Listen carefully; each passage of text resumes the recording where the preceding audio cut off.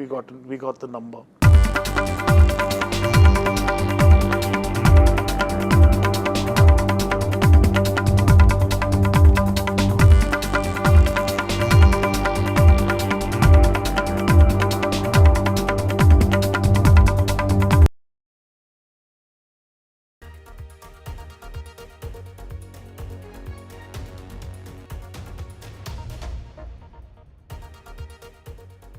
A very good morning. You're tuned into World 24/7 with me, Arjun Samar Mahendran. And here are your global talking points this Tuesday morning. Trump pushes for land swap deal with Russia ahead of Alaska summit. Hopes to get back prime territory for Ukraine. Trump adds Putin-Zelensky meet is the next step. Trump elongates trade truce with China, signs order to extend China tariff truce by 90 more days.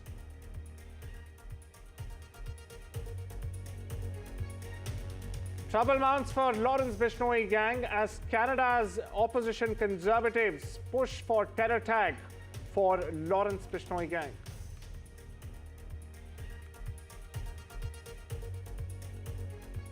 UK adds India to its deport now, appeal later scheme expands deportation list from 8 to 23 countries.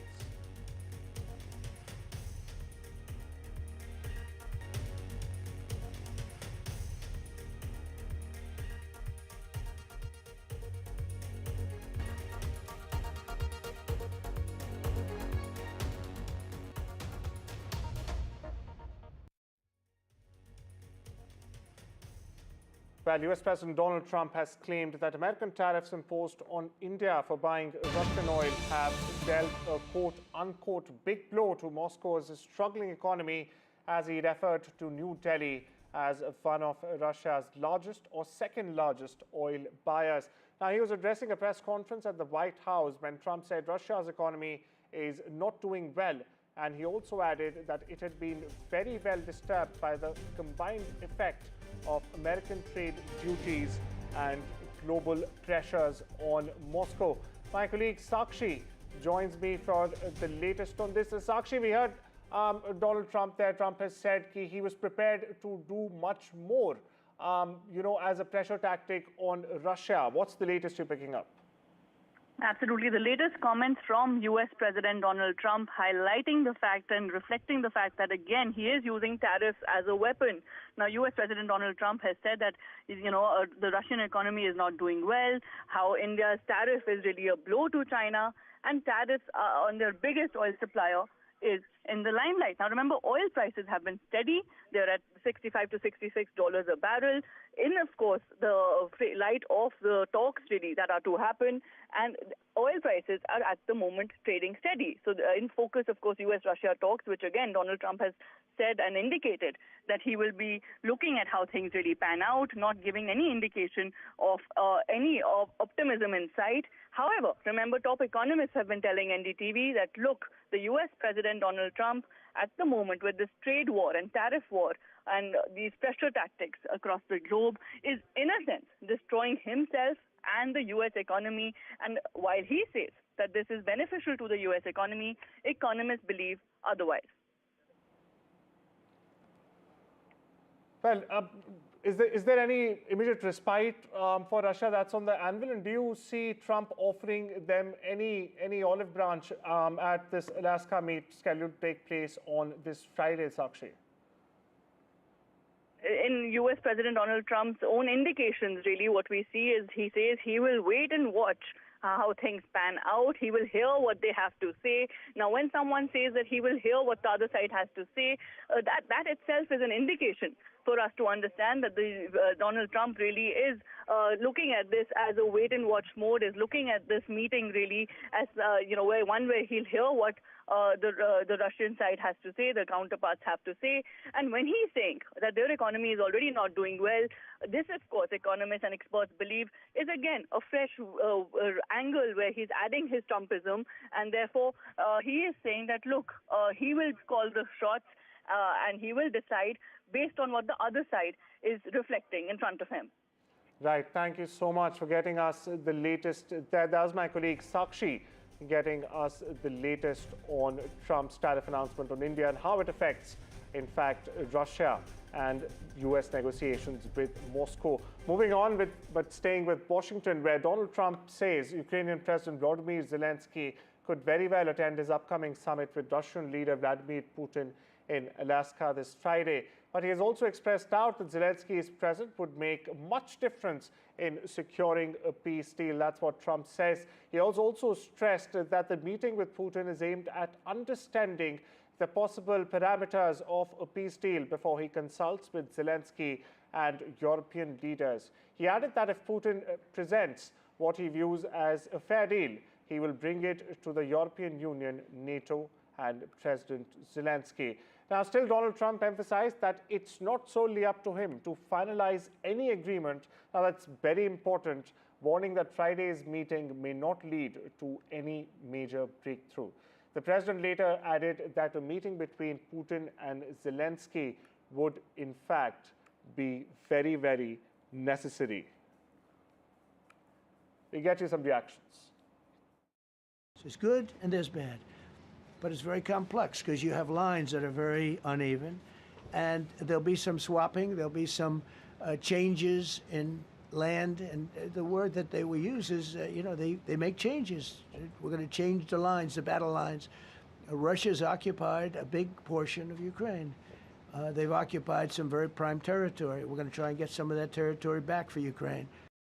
Next meeting will be with Zelensky and Putin, or Zelensky and Putin and me. I'll be there if they need, but I want to have a meeting set up between the two leaders.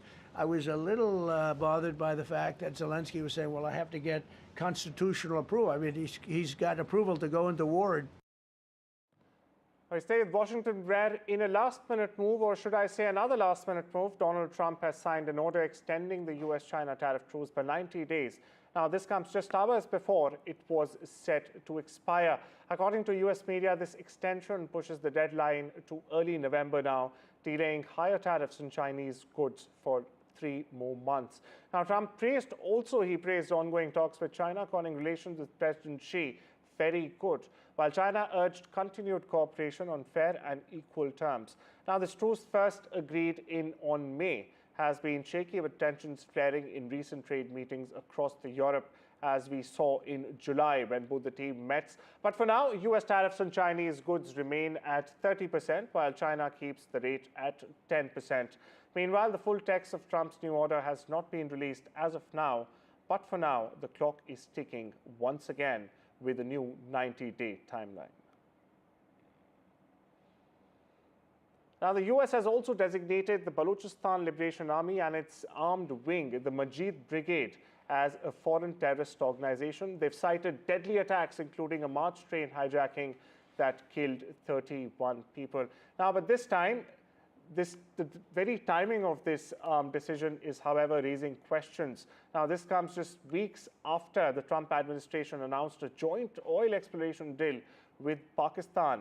And what were they targeting? Well, they were targeting Balochistan. It's a region rich in untapped reserves. Now, as global powers race to secure energy and critical minerals, Balochistan sits at the center, at the very center.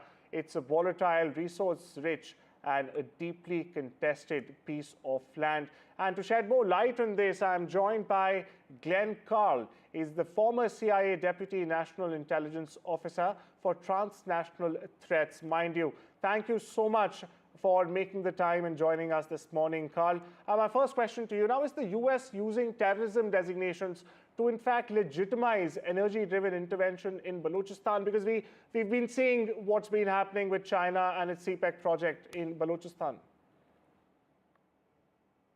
I think you are wise to link the two events. I don't think that the United States under Trump is doing this because it's discovered all of a sudden that a terrorist organization is in fact a terrorist organization. This is a way to curry favor with Pakistan, it seems quite clearly.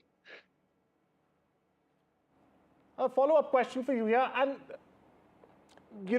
first of all, thank you. Second of all, could these foreign oil deals also deepen this conflict in a region, as we know, it's already resisting external control. That's why I mentioned China to begin with. Well, China, really, the United States is interested in Pakistan, I would say, first, from a geostrategic perspective, as a way to attempt, at least, to counter China's influence. The U.S. doesn't want Pakistan to continue sliding ever closer to Beijing and Beijing's sphere of influence, and wants to have some way, the United States does, to have some leverage and an in, really, with Pakistan. Now that the United States is no longer involved directly in Afghanistan, Pakistan has been much less significant. But with the fuel, primary resources issue looming large, then the U.S. does seem to be, under Trump, looking for ways to find favor with Pakistan and to wean it from China, and to have some greater possibility of finding a deal in Baluchistan, certainly. Well, thank you so much for unpacking that for our viewers there, Carl. Moving on, across the border, where Canada's federal Conservative Party has in fact joined the chorus of voices calling for the Lawrence Bishnoi gang to be added to the country's list of terrorist organizations. Now, this gang is suspected and in some cases also convicted to be behind the surge of extortion threats in not only British Columbia, but also across Alberta and Ontario that have terrified the South Asian communities for years together now. We shift our focus back to Washington, where Donald Trump has taken a dramatic action in the national capital. He's federalized the city's police force and has deployed 800 National Guard troops. Now, Trump says the capital has been overtaken by violent gangs, criminals, and homeless people. He's calling it a public safety emergency, viewers. Now, this marks the first time a sitting president has ever seized control of DC's police under these emergency powers. Critics, meanwhile, are calling the move dangerous and illegal. They're also pointing out that violent crime in DC is actually at a 30-year low, a 3-decade low. Meanwhile, Mayor Muriel Bowser says the action is unsettling and unprecedented, while Democrats are accusing Trump of using force to stir fear ahead of the election. On the other hand, Trump says more federal troops and even the military could follow suit. Meanwhile, listen into what the U.S. president said, followed by a report. I'm announcing a historic action to rescue our nation's capital from crime, bloodshed, bedlam, and squalor, and worse. This is Liberation Day in D.C., and we're going to take our capital back. We're taking it back under the authorities vested in me as the President of the United States. I'm officially invoking Section 740 of the District of Columbia Home Rule Act. You know what that is? And placing the D.C. Metropolitan Police Department under direct federal control, and you'll be meeting the people that will be directly involved with that. Our capital city has been overtaken by violent gangs and bloodthirsty criminals, roving mobs of wild youth, drugged out maniacs and homeless people, and we're not going to let it happen anymore. We're not going to take it. President Trump laid out plans to take control of the Metropolitan Police Department for at least the next 30 days and to deploy troops on the ground. This is in addition to about 120 FBI agents who have already been reassigned to work overnight shifts on the streets of D.C. Trump says that this show of force is necessary because, in his words, the U.S. Capitol has been taken over by violent gangs and bloodthirsty criminals. And he cited some recent high-profile incidents, including one of his former DOJ staffers who was beaten up earlier this month during an attempted carjacking, and also a 21-year-old congressional intern who was killed by a stray bullet back in June. The Metropolitan Police statistics, though, actually show that violent crime is down 26% from a year ago, plunging to a 30-year low. Local officials have pointed to this figure as proof that there is no emergency to justify this assertion of power, claiming that this is either a distraction tactic from the White House or it's about further cracking down on blue cities, perhaps using D.C. as the test case for other democratic cities across the country. Either way, D.C. is not a state, so the federal government and de facto the president do have the authority to exert control like this, even though it has never happened before. Deploying military troops is also allowed, but exceedingly rare. It's usually only used during emergencies, things like riots, mass protests, or natural disasters. Although President Trump has done this before, most recently deploying National Guard troops and active duty Marines on the streets of Los Angeles to quell protests over his immigration policies. The other thing that Trump has vowed to do is to purge homeless people from the city. There are about 3,000 of these individuals, although he hasn't said exactly where these people will go, except to say far from the capital. Tony Waterman, NDTV, Washington. We shift our focus back to India, where in an exclusive interview with NDTV's very own Gauri Dwivedi, Israel's ambassador to India, Reuven Azar, discussed PM Netanyahu's plan to seize Gaza City, threatening the future of 1 million Palestinians. Now, this follows Israel's security cabinet approving a new ground offensive to, in fact, take full control of Gaza's largest city, sparking global outrage. Ambassador Azar, meanwhile, declared that Israel will take over the entire Gaza Strip if it deems so. Listen.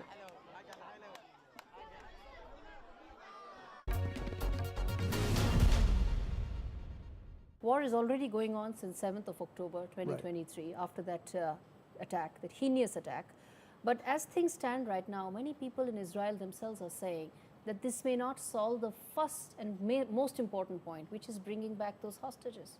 Well, we've seen that in a combination of military pressure and diplomacy, we have been able to retrieve 205 hostages, 148 of them alive. So this system of putting military pressure and negotiating has given fruit. Unfortunately, we failed to do a deal in the last few weeks because Hamas has launched a very successful campaign as if Israel is starving the Gazan people, which is not the case. There have been a lot of fake news, including pictures of children that were suffering from genetic diseases and other diseases that were not starving, but the Western media bought into it. So what happened... After that, now you're going to come and take control of Gaza City. We don't have no choice. These things are prolonging the war. If people continue to believe to Hamas lies, this war will continue. So we have to be in a situation in which we get rid of Hamas rule. I think that no reconstruction of Gaza and no serious future for Gaza can happen as long as Hamas is there. Today we are also talking on a day when there have been journalists that have been killed. The organization is somebody that I don't speak much about, simply because they have a very strong agenda against India. But I want to speak about the journalists. Those 5 journalists have been killed even before those massive ground ops have actually begun. Many say, is this a precursor to what lies ahead? Because this is what Israeli ground ops inside Gaza City will be all about. More civilian casualties, more media and more journalists being attacked and killed in the entire process. Your response? Gauri, this is another example of the deceit that is coming from Hamas. We have targeted a terrorist whose name is Anas al-Sharif, who was a listed member of the Hamas military wing and a commander of a cell in Jabalia. And this guy, who was also an Al Jazeera journalist, was military trained by the military wing of Hamas. So Hamas is disguising itself as journalists, as medical teams, as aid workers, in order to try to deceive the international community. Each time they put their terrorists, we have to be, by now, after 22 months, people have to understand. Yeah.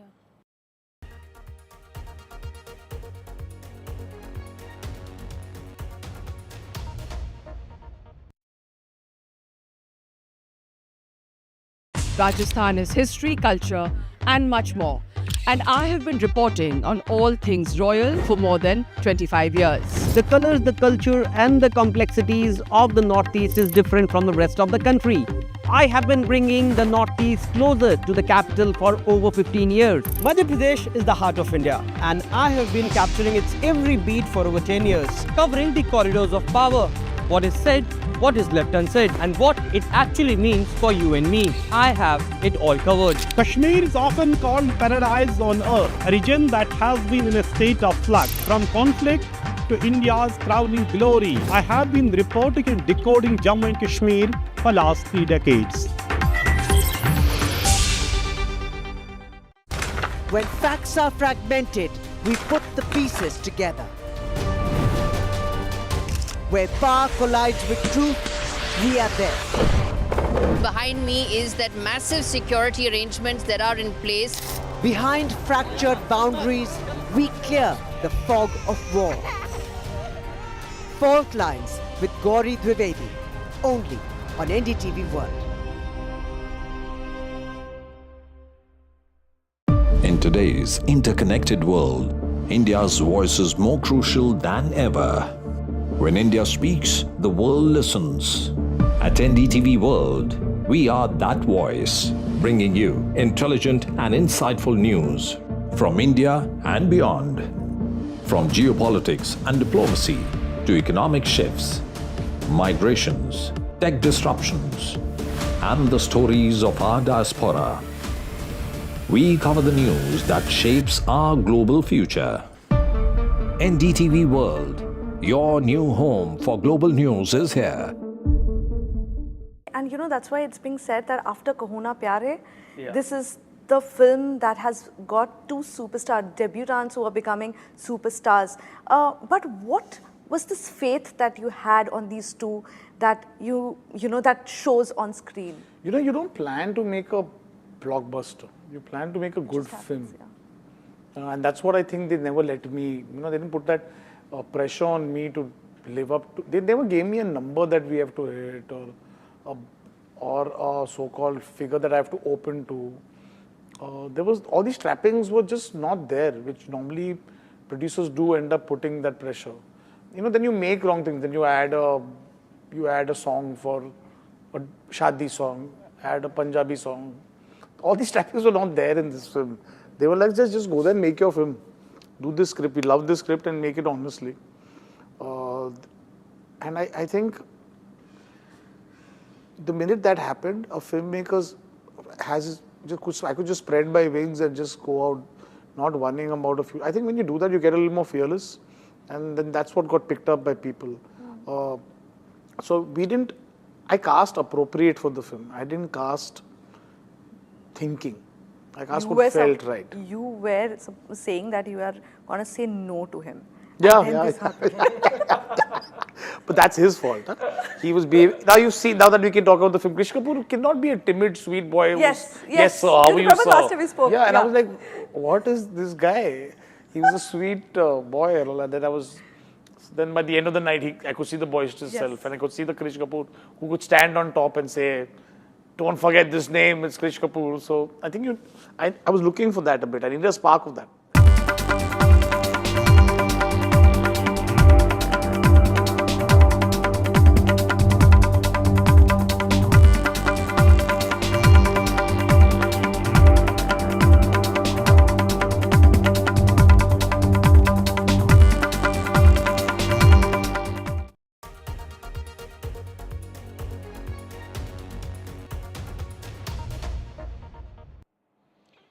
Welcome back. You're watching The World 24/7 here on NDTV. We shift our focus to London, where India is among the list of countries being added to an expanded UK government's list of countries where foreign criminals will in fact be deported once they're sentenced before their appeals are heard as part of measures to crack down on rising migration in the country. The UK Home Office has confirmed that the scope of its Deport Now, Appeal Later scheme will be nearly trebled from 8 countries to 23, with foreign nationals from these countries to be deported to their home countries before they can even appeal against that decision. Air India has announced that it is halting its services between Delhi and Washington, D.C. from next month. Now, this is due to a combination of operational factors. Several of Air India Boeing's 7878 Dreamliner planes would not be available due to retrofit program, the airline added. Now, the announcement comes 2 months after the airline's London-bound 7878 Dreamliner plane crashed in Ahmedabad just moments after takeoff. Only one of the 242 passengers and crew on board survived the June 12 crash, which also in fact killed nearly 20 people on the ground. Camp Rock 2, the final jam, will celebrate its 15th anniversary in September. But as it turns out, viewers, the Disney Channel original movie didn't mark the last time its stars would rock out together. The Jonas Brothers kicked off their Greetings from Your Hometown tour with a surprise that thrilled fans. It was a reunion with fellow Disney Channel star Demi Lovato. Now, Lovato joined the Jonas Brothers on stage, performing the iconic Camp Rock songs during their tour kickoff at the MetLife Stadium. Meanwhile, fans relived memories from the beloved Disney film, which launched their careers and also turned them into iconic Disney albums. I slip into a short break, much more on the other side.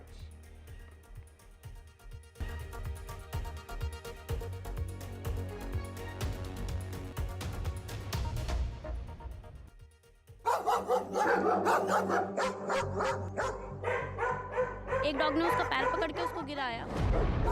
There is a stray dog bite, stray dog attack. Who is responsible?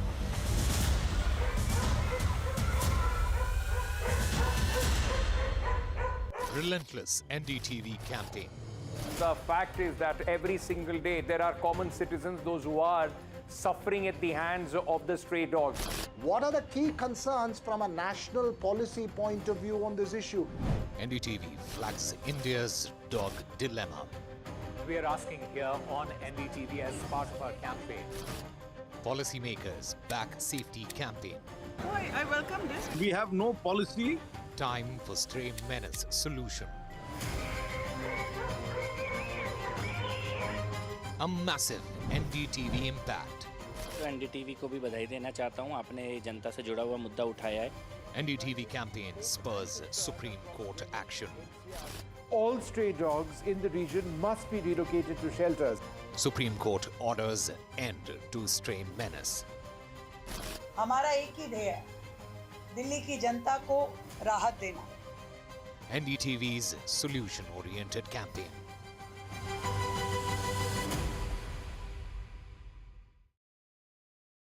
Rajasthan is history, culture, and much more. And I have been reporting on all things royal for more than 25 years. The colors, the culture, and the complexities of the Northeast is different from the rest of the country.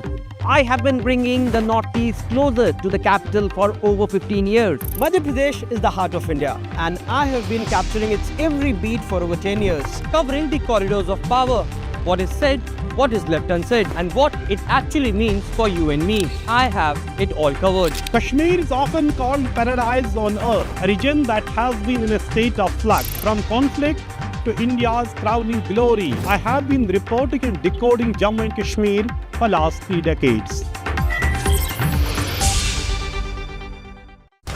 When facts are fragmented, we put the pieces together. Where power collides with truth, we are there. Behind me is that massive security arrangements that are in place. Behind fractured boundaries, we clear the fog of war. Fault lines with Gauri Dwivedi, only on NDTV World. From interesting tech startups to industry-leading companies, politics, sports, culture, curry, cricket. Oh, there's so much to talk about. Like me, if you too thrive on interesting conversations, this is a show you cannot miss. Watch this space to know more about all matters and all people that make Britain what it is today. Out of Britain, with me, Radhika Iyer.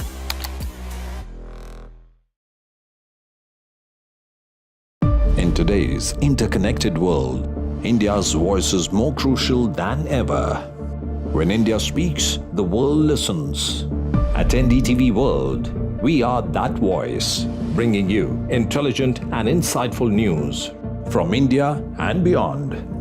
From geopolitics and diplomacy to economic shifts, migrations, tech disruptions, and the stories of our diaspora, we cover the news that shapes our global future. NDTV World, your new home for global news, is here. From interesting tech startups to industry-leading companies, politics, sports, culture, curry, cricket. Oh, there's so much to talk about. Like me, if you too thrive on interesting conversations, this is a show you cannot miss. Watch this space to know more about all matters and all people that make Britain what it is today. Out of Britain, with me, Radhika Iyer.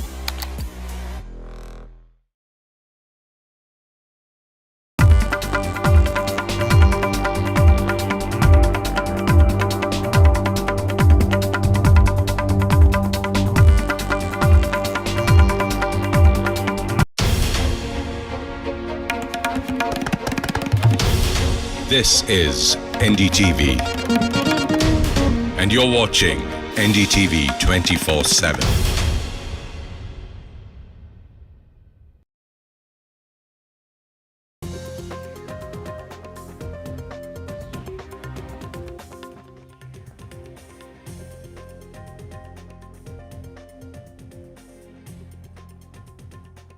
A very good morning. You're watching NDTV 24/7. I'm Divya Vasa. We have a whole lot lined up for you, including Karnataka Minister Rajana, who has been dismissed from the cabinet. He says he's going to be meeting with Rahul Gandhi as well as KC Venugopal in order to clear the misunderstanding. We'll get you the details. First, the headlines.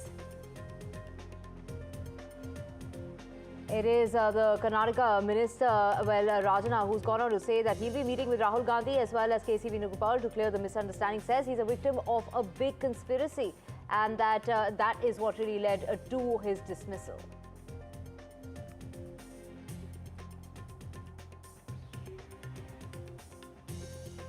As the voter list face-off, and the Supreme Court today will be hearing the SIR case, the Special Intensive Revision case, just ahead of the elections in Bihar.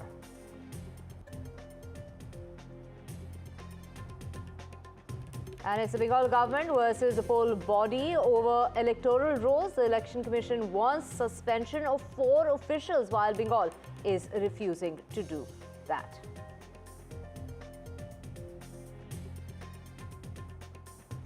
And it's Uttarkashi rescue that continues amid debris and mud. Rain hampers rescue operations in Uttarkashi. And it's Canada's opposition that's pushing for the Bishnoi gang now to be getting that terror tag. That is the push that is being made by the opposition in Canada. And as far as the Alaska summit coming up on the 15th of August, Trump pushes for a land swap deal. He says that there is going to be a change as far as battle lines are concerned. The U.S. is hoping to get back prime territory for Ukraine, saying that Russia has, captured much of its territory, and all that is going to change. And Trump sounding very hopeful of the meeting coming up with Putin on Friday. And Trump extends a trade truce with China. Tariff suspension extended by another 3 months.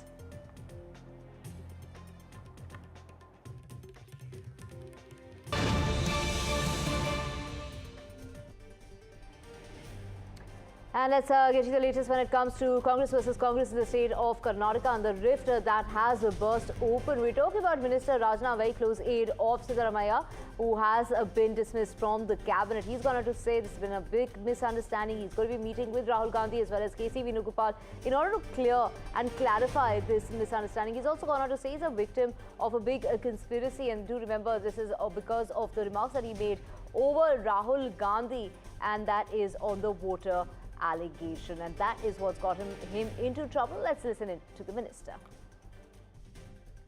ವಿವರಗಳನ್ನು ಕೂಡ ನಾನು ಹೇಳಲಿಕ್ಕೆ ಹೋಗೋದಿಲ್ಲ. ಈ ಒಂದು ರಾಜೀನಾಮೆ ಅಥವಾ ವಜಾ ಮಾಡಿರ್ತಕ್ಕಂಥದ್ದು ಅಥವಾ ಕೈ ಬಿಟ್ಟಿರ್ತಕ್ಕಂಥದ್ದು ಯಾವುದೇ ಪದ ನೀವು ಹೇಳಿದ್ರೂ ಕೂಡ, ಆದರೆ ಇದರ ಹಿಂದೆ ಒಂದು ದೊಡ್ಡ ಷಡ್ಯಂತ್ರ ಪಿತೂರಿ ಎಲ್ಲ ಇದೆ.